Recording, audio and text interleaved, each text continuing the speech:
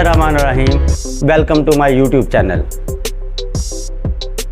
क्या आप जानते हैं कि दुनिया में कोई ऐसा शख्स भी हो सकता है जिसके जिस्म का कोई हिस्सा नहीं काम कर सकता और सिर्फ उसकी आंखें काम करती हूँ और वो सिर्फ सुन सकता हो और देख सकता हो और वो दुनिया का सबसे बड़ा साइंसदान बन गया। आज हम एक ऐसे ही शख्स की बात करेंगे। आज हम बात करेंगे स्टीफन हॉकिंग की, जो दुनिया का आइंस्टाइन के बाद सबसे बड़ा साइंसदान था। उसने ब्रीफ हिस्ट्री ऑफ टाइम के नाम की एक बुक लिखी जिसकी 14 मिलियन कापीज फरोख्त हुई और उसका 34 लैंग्वेज में यानी कि 34 ज़बानों में तर्जमा हुआ।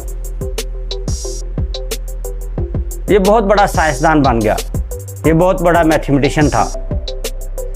आज हम स्टीफन हॉकिंग के बारे में बात करेंगे कि कैसे सिर्फ सुनने से और देखने से ये इतना बड़ा साइंसदान बन गया। स्टीफन हॉकिंग का पूरा नाम स्टीफन विलियम हॉकिंग था। ये 8 जनवरी 1942 को पैदा हुआ। इसका और गैलीलियो का जन्मदिन एक ही दिन है। ये गैलीलियो के तकरीबन 200 साल बाद पैदा हुआ। स्टीफन हॉकिंग बचपन से ही बहुत इंटेलिजेंट था। जब उसने हाई स्कूल में एडमिशन लिया तो इंटरव्यू के दौरान टीचर और उसका मुकालमा हुआ तो टीचर उसके सवालों का जवाब ना दे सके। इस तरह उसने अपनी ग्रेजुएशन मुकम्मल की। ग्रेजुएशन मुकम्मल करने के बाद उसने पीएचडी करने का फ़ैसला किया, लेकिन 1963 में उसको डॉक्टर ने बताया कि वो एक इंतहाई ख़तरनाक दिमागी बीमारी में मुब्तला है जिसका नाम मोटोर न्यूरॉन है। इस बीमारी से इंसान के मसल्स तबाह हो जाते हैं और दिमाग काम करना छोड़ देता है। आदमी ना चल सकता है, ना पी सकता है, ना वो कुछ लिख सकता है, ना पढ़ सकता है, ना बोल सकता है और ना ही खा सकता है। यानी कि उसके जिस्म का हर हिस्सा बेहिस हो जाता है। डॉक्टर ने स्टीफन को सिर्फ 2 साल का टाइम दिया कि वो 2 साल बाद मर जाएगा। स्टीफन ये सुनकर बहुत परेशान हो गया क्योंकि वो एक लड़की जिसको वो पसंद करता था, उसका नाम जीन था, उससे शादी करना चाहता था और वो शादी उसी सूरत हो सकती थी अगर वो पीएचडी मुकम्मल कर ले। पीएचडी मुकम्मल करने के बाद वो पैसे कमाना चाहता था और वो उस लड़की से शादी करना चाहता था। लेकिन जब उसको ये डॉक्टर ने कहा कि वो 2 साल तक ज़िंदा रह सकता है तो वो बहुत परेशान हुआ।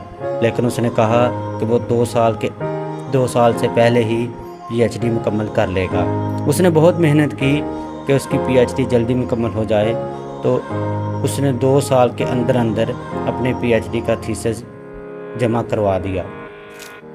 उसके बाद उसने जीन से शादी कर ली, लेकिन खुदा का करना स्टीफन 2 साल में नहीं मरा। जूं वक्त गुजरता गया स्टीफन की तबीयत बिगड़ती गई और स्टीफन मुकम्मल तौर पर बिस्तर पर रहने लगा और व्हील चेयर उसका मुकद्दर बन गई। वो मोटोर न्यूरॉन की वजह से ना चल सकता था, ना खा सकता था और ना ही लिख सकता था। लेकिन कहते हैं जो कौमें तरक्की करती हैं वो अपने मौसमों को कभी ज़ाया नहीं करती। स्टीफन हॉकिंग के लिए एक ऐसा सेंसर नुमा कंप्यूटर तैयार किया जो उसकी राइट चीक के हरकत व सुकनात को डिटेक्ट करता और फिर कंप्यूटर के ज़रिए वो आवाज़ लोगों को सुनाई देती। इस तरह ये सिलसिला चलता रहा। स्टीफन हॉकिंग ने दुनिया के लिए बहुत सारी थ्योरीज पेश की। स्टीफन हॉकिंग ने बहुत काम किया। उसने ब्लैक होल के बारे में रिसर्च की कि ये कायनात में मौजूद है और कहा कि इसकी ग्रेविटी बहुत ज़्यादा है। उसने कहा कि ब्लैक होल रेडिएशन खारिज करता रहता है और जिसको बाद में हॉकिंग रेडिएशन का नाम दिया गया। उसने the brief history of time की किताब लिखी और बिग बैंग के बारे में बताया और कहा कि टाइम की इब्तिदा भी बिग बैंग से हुई। उसने टाइम और स्पेस पर रिसर्च की और बताया कि टाइम एक इल्यूजन है, यानी टाइम असल में एक ख्याल है जिसका एहसास सिर्फ इस दुनिया में रहने वालों को होता है। इसकी इजादात पे बहुत सारी गलतियां हैं, लेकिन इसने कायनात के राज़ों को खोलने में बहुत मदद की। आखिरकार 18 मार्च 2018 को ये शख्स इस दुनिया से कूच कर गया।